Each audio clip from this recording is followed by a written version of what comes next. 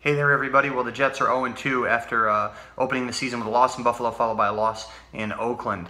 Jets have a chance here against the Dolphins at home to avoid an 0-3 start? Sure, absolutely. Look, I mean, I think if you look at these first two games on paper, the interesting thing is the Bills game was actually a very winnable one for the Jets. On paper, the Jets looked very much overmatched throughout that game.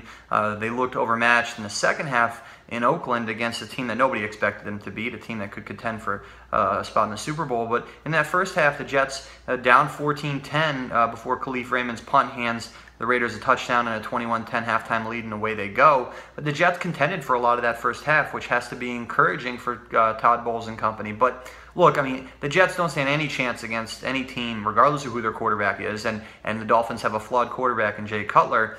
If the Jets cannot stop the run better than they did in the first 2 weeks. 190 yards on the ground for the Bills, 180 for the Raiders, and that obviously is not going to cut it against any team. Cutler, the good news for the Jets, he's he's an aging player with Ryan Tannehill out for the year with a knee injury. So probably perhaps an opening here for the Jets to avoid an 0-3 start. They have not started 0-3 since 2003, and of course 1-8 in 2014. So that's obviously worse than the 0-4 start they actually had in 2003. But I think there's a really good chance the Jets could get off the schneid here against the Dolphins in Week 3 at home, or against the Jaguars in Week 4 at home. Week 5, a big game obviously for the Jets, heading to Cleveland in terms of, for the coaching staff, wanting to get a win there in a winnable game against a fellow poor team, and maybe a lot of the fan base hoping the Jets lose that game to jockey for position